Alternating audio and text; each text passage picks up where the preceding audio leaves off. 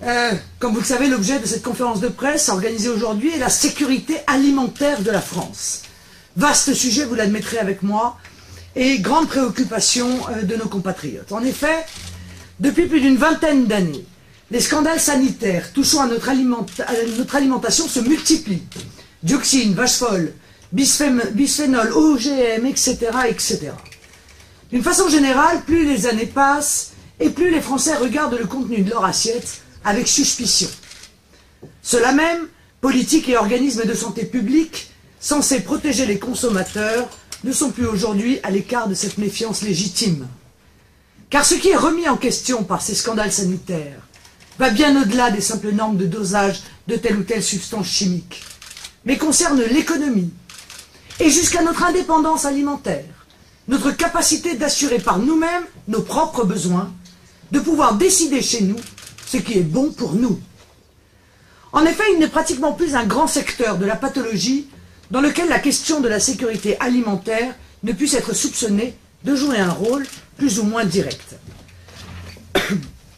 Le nombre de cancers, de sclérose en plaques, stérilité et pathologies de reproduction, maladies nerveuses, cardiovasculaires, maladies génétiques rares, dites orphelines, ou immunodéficiences diverses, affectent aujourd'hui toutes les familles.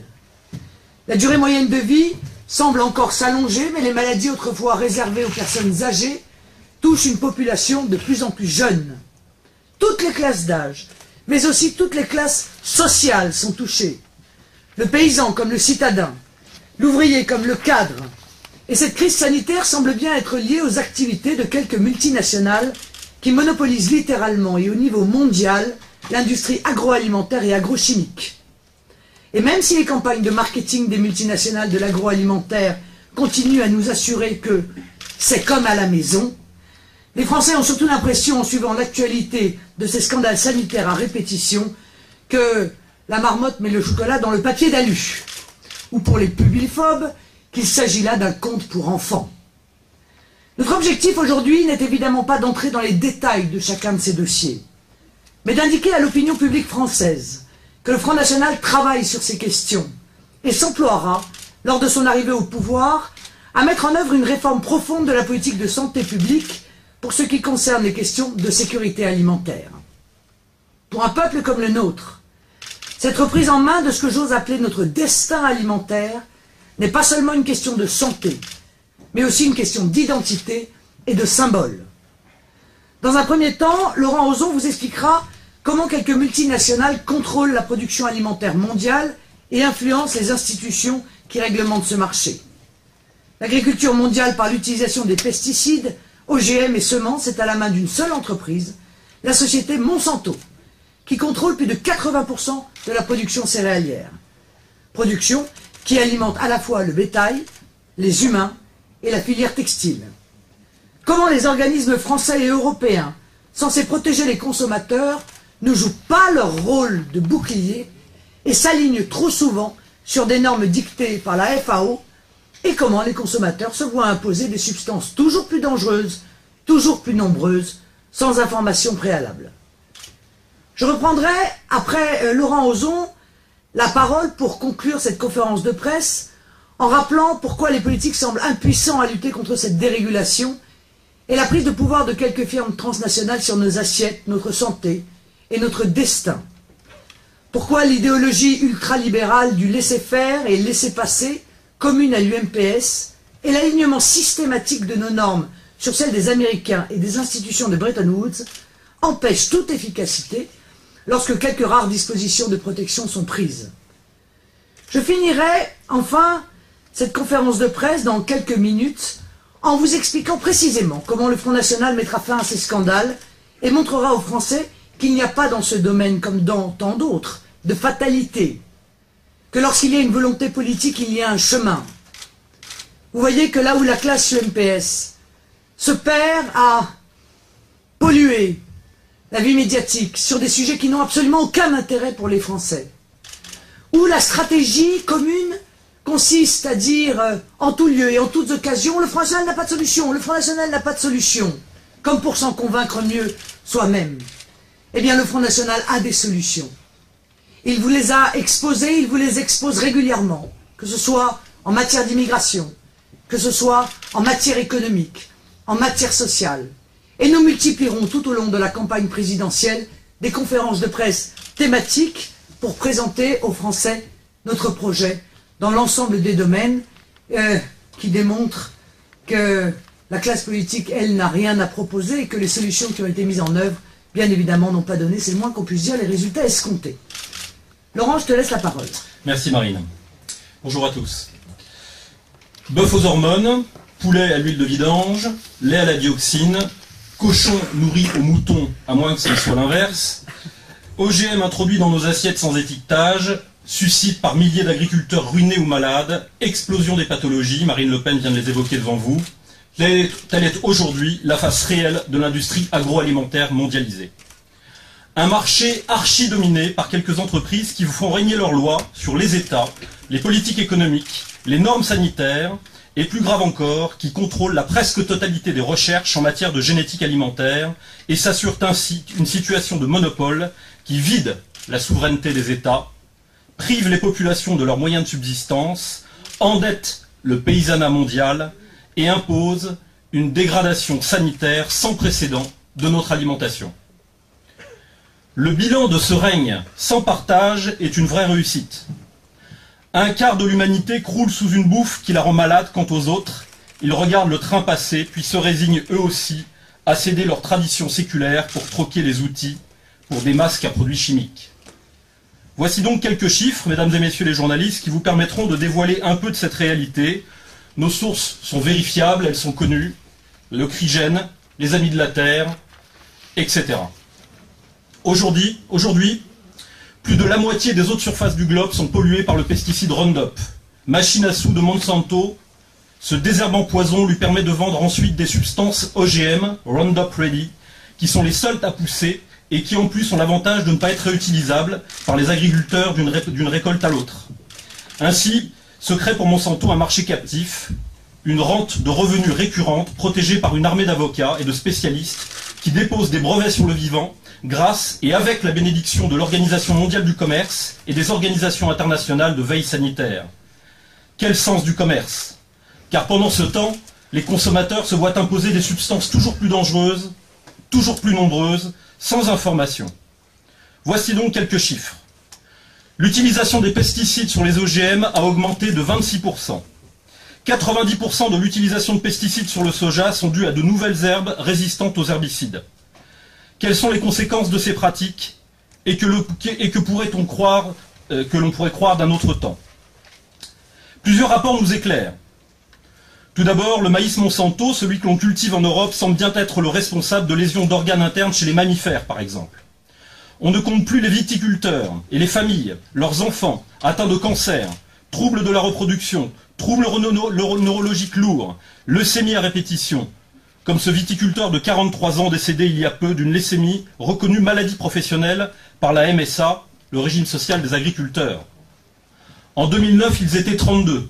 En France, 32 agriculteurs, gravement atteints par leurs pratiques quotidiennes.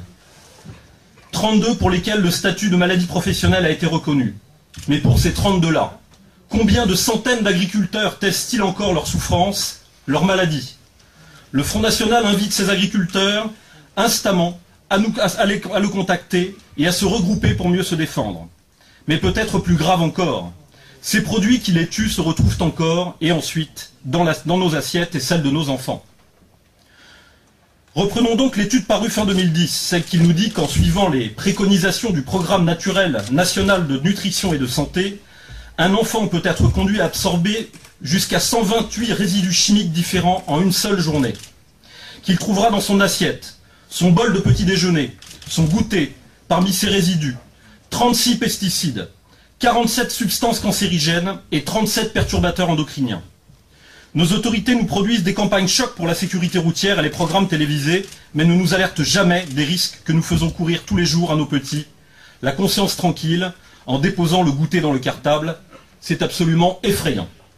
Et pourtant, les chiffres sur le cancer sont édifiants. En Europe, 70% des cancers sont liés à des facteurs environnementaux. Pollution pour 30% et alimentation pour 40%. En Europe encore, 100 000 enfants meurent chaque année d'un cancer. La démographie et la génétique humaine ne peuvent bien entendu pas expliquer ces statistiques. Quant au cancer des hommes adultes, ils ont quasiment doublé en moins de 25 ans. Bien sûr, tout ceci n'effraie pas nos amis de Monsanto. La population mondiale augmente, trouvant toujours de nouvelles bouches à nourrir, de nouvelles poches à vider. Seules les surfaces à cultiver ne croissent pas suffisamment vite à leur goût. Ces entreprises ont fait pression pour édicter des normes à leur avantage, mais en même temps pour empêcher l'information des consommateurs en utilisant par exemple l'arnaque du fameux principe de l'équivalence en substance, fort justement dénoncé par Marie-Monique Robin dans son livre et reportage « Choc, le monde selon Monsanto ». La manipulation est simple. Lorsque l'on introduit des propriétés nouvelles, comme la résistance par exemple à un herbicide ou à un parasite dans les gènes, cela ne change en fait pas la composition protéinique ou lipidique des dits aliments, il y a donc équivalence en substance. Et il n'est donc pas, pour les organisations internationales, nécessaire d'informer le consommateur sur les dangers possibles de la présence de ces OGM sur les étiquettes du produit. L'étiquetage prescrit est pourtant théoriquement clair. Pour les produits destinés à la consommation humaine ou animale, doit figurer la mention « Ce produit contient des organismes génétiquement modifiés ». Mais pour les produits contaminés à moins de 0,9%, aucune obligation d'information. Quant aux animaux, dont la viande et le lait arrivent dans nos frigos, rien. C'est le fameux principe d'équivalence en substance qui prévaut. Comme l'indique notre ministère de l'Agriculture à ce propos, je cite le site du ministère de l'Agriculture, à cet égard, il faut rappeler que les données scientifiques actuelles indiquent que la présence d'OGM dans l'alimentation animale ne modifie en rien les caractéristiques des produits animaux. Les Français seront heureux de l'apprendre. Les OGM non autorisés peuvent continuer donc à entrer en Europe, sur notre territoire, pour nourrir notre bétail. Il suffit simplement que la demande soit en cours d'étude auprès de l'EFSA, le European Food Safety Agency, dont nous reparlerons un peu plus loin, pour que ces marchandises, en quelque sorte, soient acceptées sur le marché. Le motif de cet assouplissement, c'est d'éviter le retour de cargaisons arrivées au port, pour défaut d'autorisation, et surtout d'éviter les ruptures d'approvisionnement dans l'alimentation de notre bétail. En effet, Argentine et Brésil peuvent nous envoyer toutes les céréales OGM qu'ils souhaitent, nous les laissons entrer. La santé de nos concitoyens ne vaut-elle pas plus que les kilomètres parcourus par ces poisons? Cette proposition d'experts européens doit être entérinée avant fin mai. Nous serons vigilants. Au travers de cet exemple, il s'agit bien pour nous de mettre le doigt sur le fait que sans possibilité de protéger nos marchés, en ce domaine comme dans d'autres, nous resterons impuissants à empêcher l'irruption des OGM clandestins dans notre alimentation.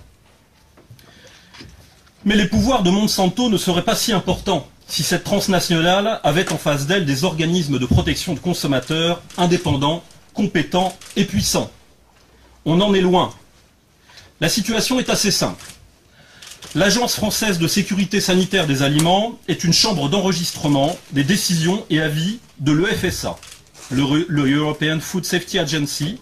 Elle-même prend ses normes comme on prend ses ordres à la FAO, la Food and Agriculture Organization, soit l'Organisation des Nations Unies pour l'alimentation et l'agriculture, quand ce n'est pas directement auprès de la FDA, la Food and Drug Administration, organisme américain qui a pouvoir, comme son nom l'indique, sur l'alimentaire, mais aussi sur le secteur des médicaments.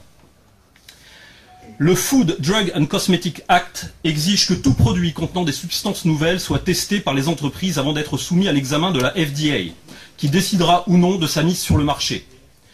Notez bien que la FDA, comme le FSA en Europe, ne réalise pas elle-même les études toxicologiques sur les aliments qui sont proposés. Elle examine seulement les données fournies par les demandeurs, c'est-à-dire les producteurs de ces denrées. Le FSA pose aux Européens le même problème que la FDA, mais aussi la FFSA, vous m'excuserez ces abréviations à répétition, l'Agence française de sécurité sanitaire des produits de santé pour les médicaments.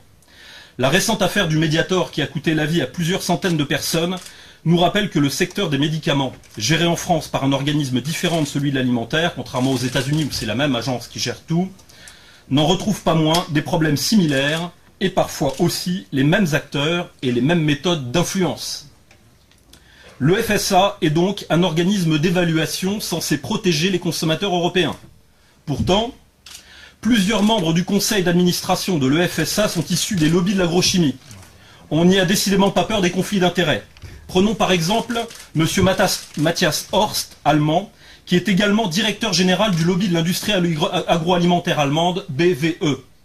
Le tchèque Jiří Rubrič, membre de l'EFSA, est également membre de la fondation Danone. Le belge Piet van Tench, membre du COPA, c'est-à-dire le lobby européen des agriculteurs, dont fait aussi partie la FNSEA, et le slovaque Milan Kovac, dirigeant de l'International Life Science Institute Europe, une organisation regroupant la plupart des groupes agrochimiques actuels dans les OGM, Monsanto, Bayer, BASF, Syngenta, etc. C'est cette même EFSA qui a fixé le seuil de 40 mg par kilo pour l'aspartame, par exemple, et l'a confirmé le 28 février dernier. Et ce malgré plusieurs études qui ont montré les risques pour la santé publique de ces doses de consommation. De nombreuses études, produites en particulier en Italie et en Allemagne, ont indiqué les risques significatifs de telles doses, pointant une substance cancérigène, par ailleurs impliquée dans l'augmentation des cas d'accouchement prématuré. Rappelons qu'une boîte de Coca-Cola Zéro contient près de 129 mg d'aspartame. Il est intéressant de comparer les doses de consommation fixées par l'EFSA pour l'aspartame avec un autre édulcorant, naturel, celui-ci, le stevia. Eh bien, figurez-vous que l'EFSA fixe la limite maximale à 40 mg pour l'aspartame, sur recommandation bien sûr de la FAO, et à 4 mg, 10 fois moins, pour le stevia, qui est un édulcorant naturel. Dose, elle aussi, alignée sur les recommandations de la FAO. No comment, je pense que là encore une fois sur ce dossier, sur le dossier de l'aspartame, les choses sont assez claires. Un dernier point. L'aspartame, que je prends comme exemple aujourd'hui pour cette conférence, est un produit important pour ceux qui le produisent, mais aussi et surtout parce qu'il est essentiel aux intérêts des multinationales de l'agroalimentaire. L'aspartame est l'arme des géants de l'agroalimentaire pour garder le consommateur prisonnier et continuer à lui vendre des produits qui ne seraient plus vendus ou considérés comme des aliments nuisibles par les consommateurs français et européens. De combien de dizaines de pourcents baisseraient les ventes de Coca-Cola si les consommateurs ne pouvaient plus se procurer des sodas dans leur recette initiale traditionnelle, si j'ose dire. C'est-à-dire des sodas qui contiennent l'équivalent de plus de 50 grammes de sucre pour 25 centilitres à boire, l'équivalent de 12 cuillères de sucre par canette. Par exemple comme le Fanta. C'est encore cette même EFSA qui a entériné à plusieurs reprises une dose d'absorption maximale de 50 microgrammes par kilo pour le bisphénol A, alors que plusieurs études indiquent des risques significatifs pour la reproduction, le diabète, les maladies cardiovasculaires, d'obésité précoce, de problèmes testiculaires, d'avancée de l'âge de la puberté, etc. Et ce, à des doses de présence dans le corps 1000 fois inférieures à cette norme de l'EFSA, soit 30 à 80 nanogrammes. Cette décision d'autoriser, de confirmer en quelque sorte ces doses de 50 microgrammes par kilo par l'EFSA est un véritable scandale, lorsqu'on sait que l'exposition des nourrissons nourris au biberon en plastique est de 11 à 13 microgrammes. Les Français savent-ils que sur les bonbonnes de bisphénol A utilisées dans l'industrie, ces mêmes bisphénol A que les industriels du plastique utilisaient encore hier pour fabriquer des biberons de nos enfants, figurent les logos « produits nocifs, corrosifs, sensibilisants, mutagènes, cancérogènes, reprotoxiques ».